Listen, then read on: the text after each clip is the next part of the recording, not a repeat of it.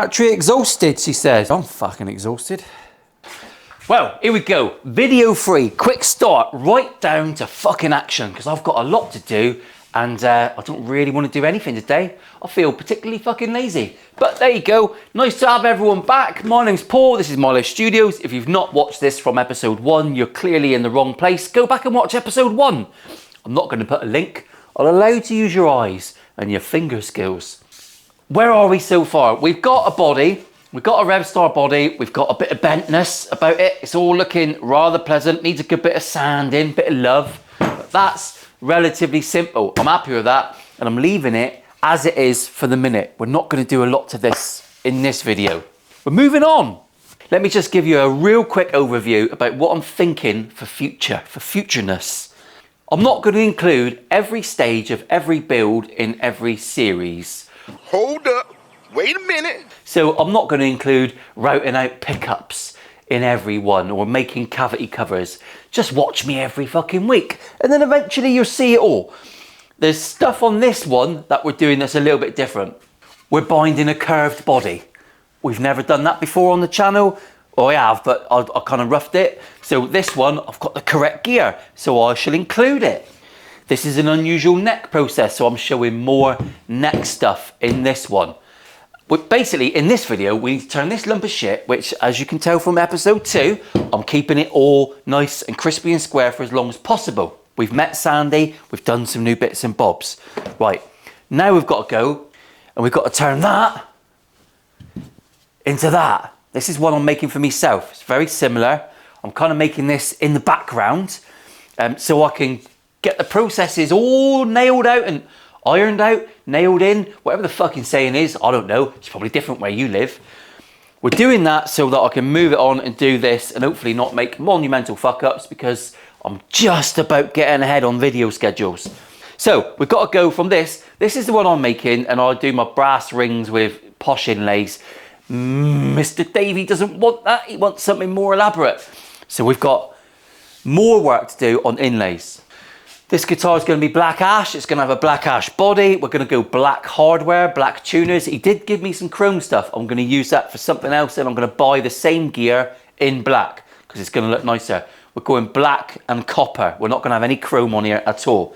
So I've got to make inlays out of copper, which is that's Ben Crow level stuff in it really. Sorry Ben if I'm dumbing you down a little bit there because I'm not quite the equivalent. I'm fucking better looking. I won't leave that in the edit. That is a bit of copper and I'll be making inlays out of that. I've got to make ring inlays. I've got a lot more than that. It's down there. I thought I'd show you a little piece so I don't have to sit here with a Rolf Harris wobble board. So we can't have too much Rolf on the channel. We've got enough of that going on. The first thing I'm going to do on this, because I've sanded now and I'm pretty happy with my fretboard, it's all lovely jubbly. The first thing I'm going to do is cut my fret slots. That's fairly simple. So we're going to go and get out Gigas Maximus. We'll set up the choppy and I'll cut me fret slots. One difference I'm going to make, and people have commented before, I get some lovely comments. One comment I had the other day was from an absolute ass muncher and he said, I'm sorry that you look like that. He'd never left a comment before. He wasn't a subscriber. He was just a world-class bellend. Real bad man. I kind of admire him. It did make me chuckle. So, it didn't hurt me feelings, mate. Fucking thick skin, like a rhino's ball bag. So fuck you. So we've got to cut fret slots. I'm only going to cut so that I can only just see on the ends. I'm not going to go full depth, full wallop. What I'm going to do is just go to the ends and then I'm going to use my Crimson fret slotting saw with a depth gauge so that I'm going to finish the cuts off and it's going to give me more of a radius cut, which in theory is a better fit for, even though the tang doesn't touch the bottom of your slot, people are saying that you shouldn't have big voids if you go through flat. I'm fucking waffling. Picture it in your head, picture it. There you go. And then picture me in my pants. You don't have to do that, you don't have to. But it's episode 3 and I'm letting my hair down. I've got fucking 6 left. Let's get set up on the ruler. I'll take you through it. 2 seconds. Cut cameras. I think everyone knows that Gigas Maximus works with the old notch rulers and we're just going to cut lines and it's going to go in a pin and all the rest of it. I think you know how that works. I'm not going to go into too much depth.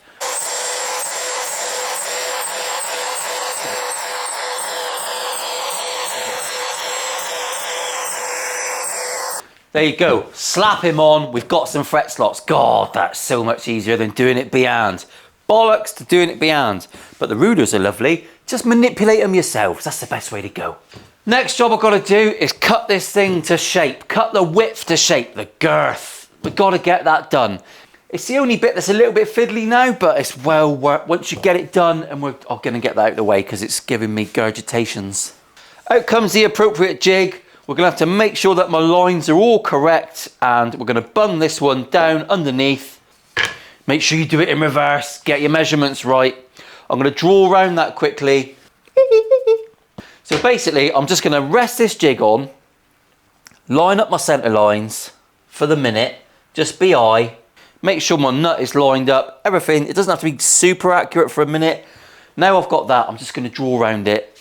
And I'm going to go and cut the worst out on the bandsaw. Get rid of most of it. You can glue this down if you want, if you're going to shit yourself. Oh, good gravy. There, so basically I use a nice thick pen.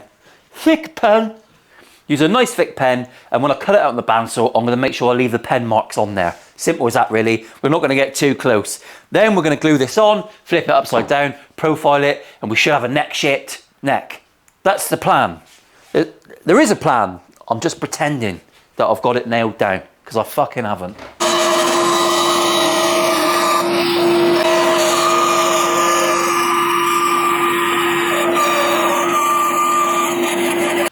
We're going to chop out a shitload of that headstock, and we're going to chop out a load of this. So I think I'm going to screw it down. I'm going to screw it down. Fuck it. Little 3/4 into this wenge. Double check everything all the time. Look at the camera, Paul. People want to see your face. There, tiny screws. That's not going anywhere. Tiny dancer. Getting carried away. Now I'm going to go and profile this. We'll whip through it, shall we? 4-second whip through. I say 4 second, I've got to set it up. Talk amongst yourselves.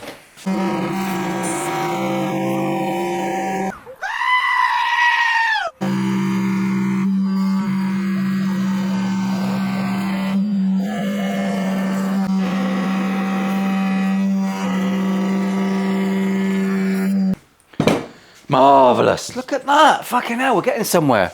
Now we're binding this neck, so we need to make sure that my fret slots are lovely and perfectly deep. So I'm just going to whip them over. The fretboard's lovely and thick. This fret saw's got a little depth stop on it, so we know that I'm cutting everything perfectly, and it is just whipping it off. And that's fine. Handsome. I have got a lot more sanding to do on this fretboard. We've got to do that because I've got to put these inlays in. We're going to go for aged copper. In my head, I don't know. There's a few things I don't know what I want to do. Copper ages when it's exposed to oxygen, but it also wears off. It rubs off. So if you get tarnations, if you get tarnishing on here, when you're playing it, it's going to wear off. So I don't know how well that's going to work. But the next thing I've got to do is I've got to make some inlays. And then we'll get this re-sanded and all lovely jubbly. I'll put it back in sandy the jig so it's all done correctly. And we'll make sure that we're flat and our radius is perfect. We know then we still flat along the bottom, flat along the top, perfect radius, excellent. I did that on this neck. I pressed in very posh Jescar frets. Everything was exactly flat. Still had to give it a little fret job. Because I super glue my frets in, as most individual builders do, most big guys don't, PRS do, but most of the big boys don't glue in fuck all. That's why you can manipulate frets and give them a tap if you've got issues. Can't do that when you glue them in. The other advantage of doing that is when I use the press, this is nice and flat. It's easy all the way along. No awkwardness. But when you press them in and you glue them in, you come back the next day, you can't manipulate those frets. And fret wire is not perfect. Never is. My double cut is going to be worth a wank. Woohoo! Lovely. Should have filmed that fucker. Let's make some inlays. I'm going to cut the cameras and I'll bring you back when I'm ready to start munching copper. Oh, flaming mo! So I've made some copper on the chop saw. Insert clip.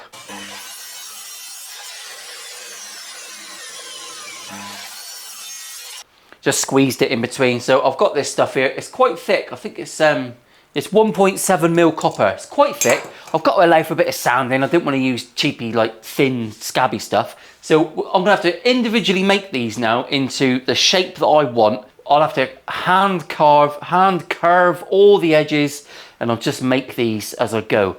I'll show you making one, and then we'll click fingers. You can come back and go, oh, that was quick. Fuck me, he's made a load of them. No, I'm probably going to spend the rest of the afternoon making these. It's 10 to 1. I've just had a lamb vindaloo cold from last night, so good luck anyone who walks in here in a few hours. It's got some fruit notes. Is it citrus? It's going to be like a fucking bomb site. I should get 2 out of each of these because I think it's 40 mil-ish. Yeah, loads. So I'm going to cut these 20 mil and I'm going to curve the edges. Do you want to see how I do it? I'm going to use a ruler and a pencil and a hacksaw and a file. I'm not going to put this anywhere near an electrical sanding device because it's going to get hot very fucking quickly. So let's just crack on, shall we? So 20 mil, I want to figure out a way of getting these the same every time. So let's make a tiny jig. Right, so teeny tiny jig. All I've made is this little fucker. I'm going to sit the copper in there. I've measured out 20 mil and I can use my hacksaw and I can cut them the same length every time.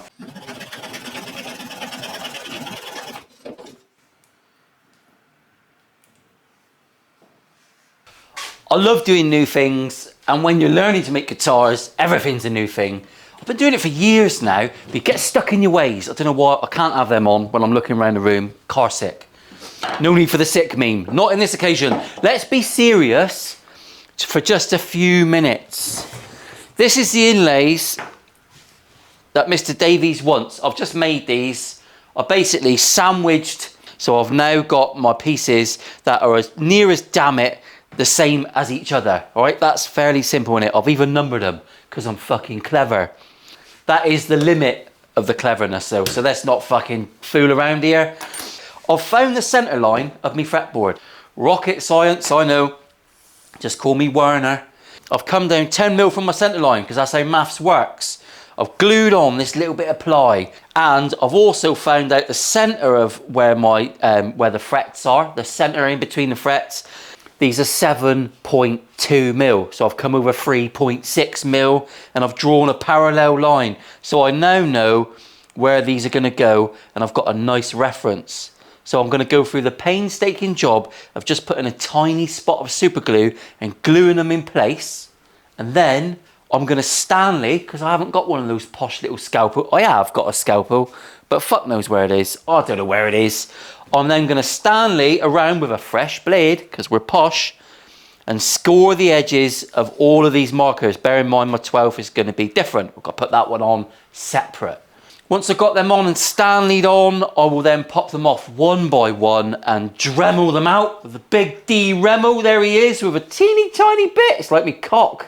Fucking insignificant, but capable of damage. And then we'll just Dremel them out.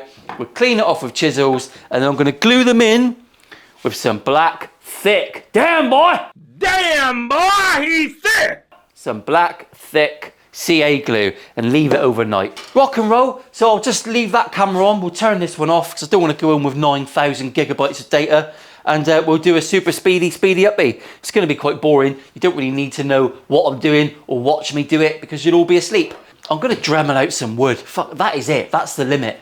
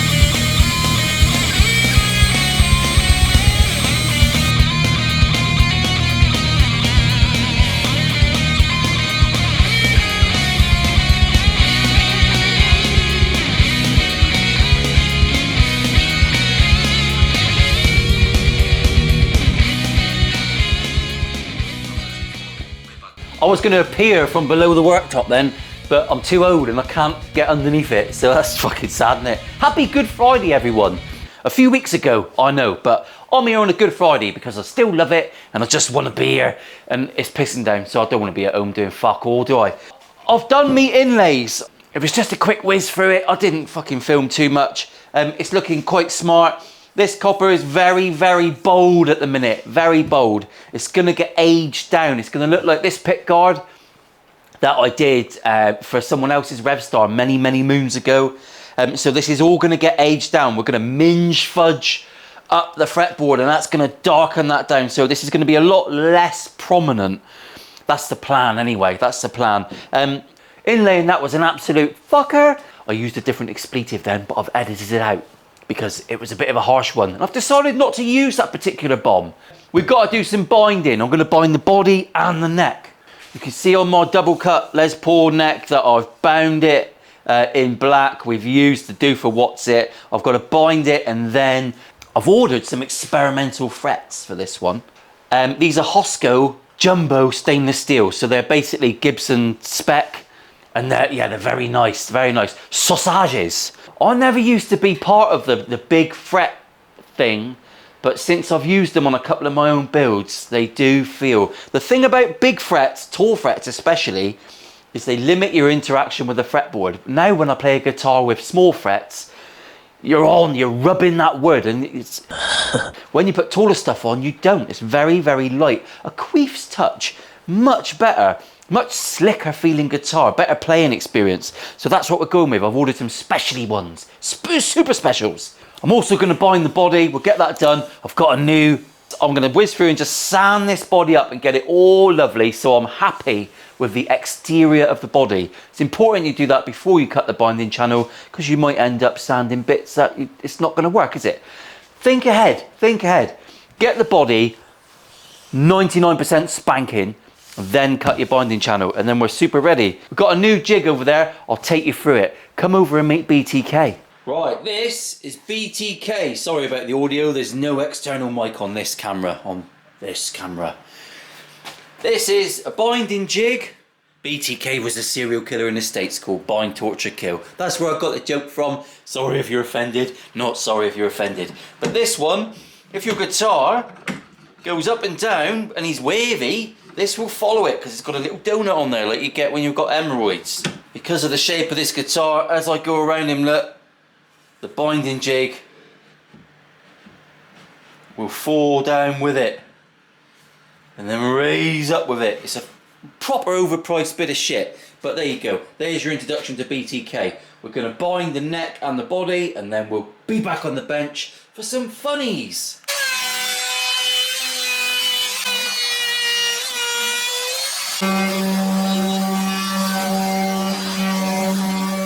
I believe that by the time you see this video, I would have done the London Marathon.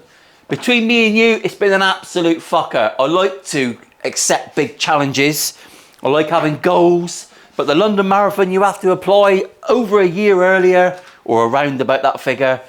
It's on your mind, running that long way, training. So yeah, biggest thing I've ever done.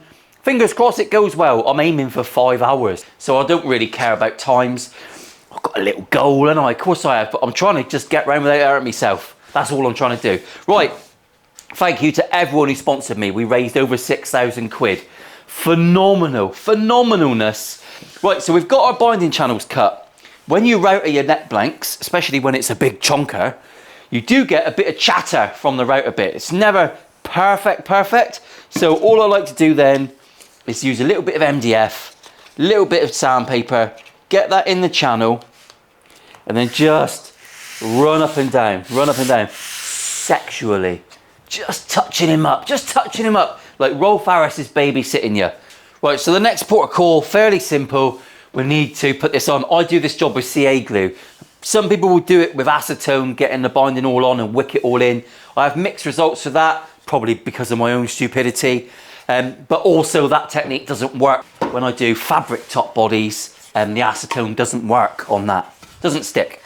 So that's tough shit, we've got to do it with CA glue. It's a bit of a painstaking process really. It's just me, the heat gun, a set of overpowered spectacles and some CA glue. Go slow, tease it in. No need for euphemisms, but go in slow. We don't want any shocks.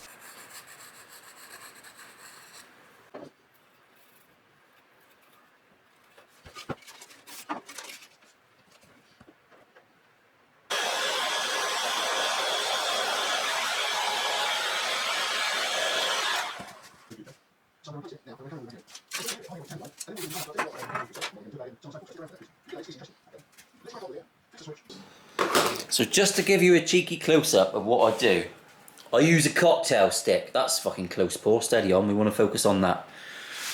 And in here, all I'm doing is I'm getting a little bit of CA glue and I'm using it as a spreader. Get it on there. I like to use the thick CA glue rather than the thin stuff because the thin stuff kind of soaks the body below the binding line. And I don't want to stain any of this because there's no sealant on there at the minute. I'm just coming along 40 or 50 mil. The cocktail stick's good because I can get in here. I can get close to where I previously glued. Once we've done that, move that out of the way. And then quick spray of activator. And then make sure I'm tight along the bottom. And the point is, I'm not gluing any further than what I can push down with 2 thumbs. We're going to thumb it in, gents, and 4 ladies. And that's how that works. I'm making sure that my binding is nice and tight on this bottom line. We don't want any gaps there because they stay there and that's a bit of a fucker. I'm going to go all the way up to this point and I'm going to glue that down and then I'm going to heat gun it around. I'll see you in a second. Slags! Now it's just a case of card scraping any high spots.